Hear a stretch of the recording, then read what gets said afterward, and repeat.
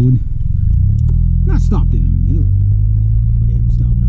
I just had to let my client know I was going to go take a little bit of a break, and I'll be right back. I think I'm going to be clipping those. I forget what kind of freaking tree it is. It's one of those things you plant it, you better like it because you're going to be stuck with it forever. Wow, that tree's. Hydro won't touch those. They're like, no, we got new lines that are meant to have. You know, they only touch it if it shorts things out. It's like, yeah. Dude here walking around? Who's that? Oh, okay. I know the gentleman. Sort of.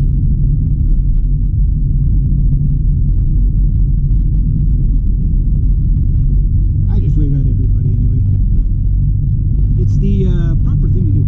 Anyway, I want to get back to something I was talking about earlier. Even though my brain's kind of like thinking about that ATV there, just like, oh, yeah. And I'm also thinking about there maybe some more beaver problems again this year. Holy smokes. Oh, that's a big pothole. I want to hit that one. I'm going to hit all the other ones. So I guess it doesn't matter. Anyway, so Spotify, one of these streaming, you know, where musicians try to sell their music and stuff like that. It's almost pointless to be on those unless you have a fan base. I mean, be on them, you never know, you might sell a song or two right once in a while, but most people don't do it that way. My marketing for me is going to be like basically ad revenue. You get the song for free. You get the song for free, listen to it all you want, but there might be an ad in front of it. And I'll make money off the ad.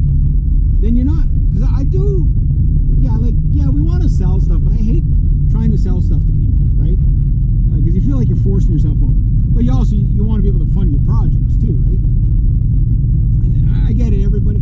Music is basically, I remember like in the 80s and the 90s, everybody was flipping out about tape cassette piracy, right? Where people were like pirating CDs and stuff like that, and bootleg concerts and stuff like that. And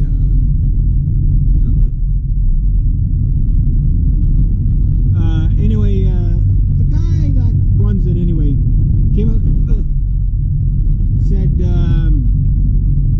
you know, music was so easy to make that it's virtually worthless, you know, because it's you know, there's so many people doing it.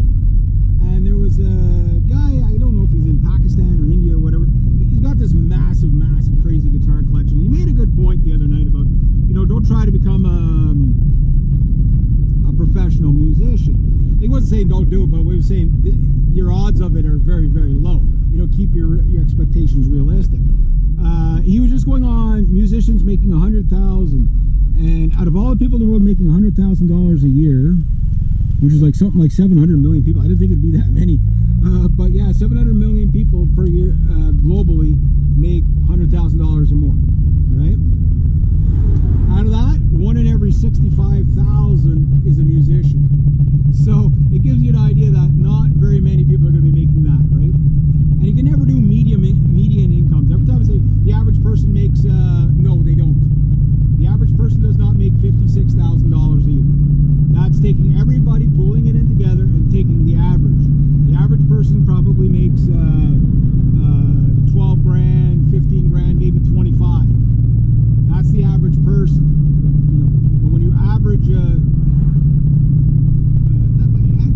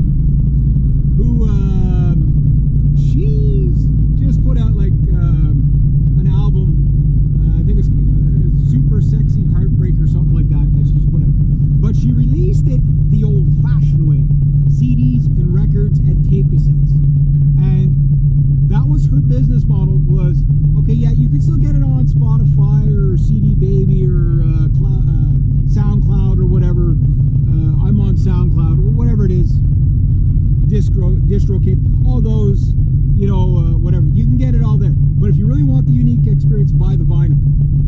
And the vinyl is about probably, I'd imagine, it'd be like $100. So she spent $35,000 making her album, everything like that. Now, mind you, she has a following of about 40, 50,000 people, 80,000 people, and maybe about 10% of that are really active fans, right? And that's probably realistic.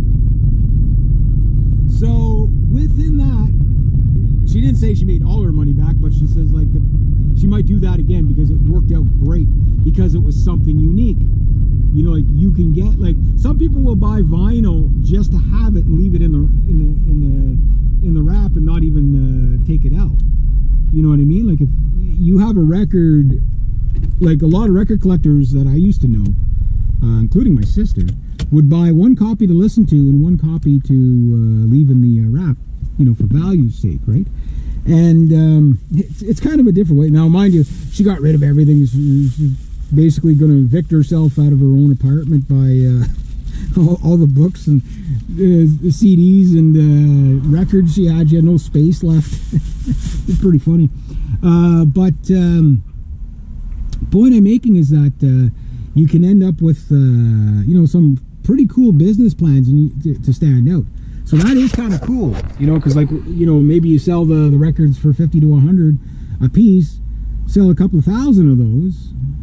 You know what I mean? Like, it's a good investment. And maybe you still sell the odd streaming one, but like on streaming, people typically assume they're going to get everything for free, right?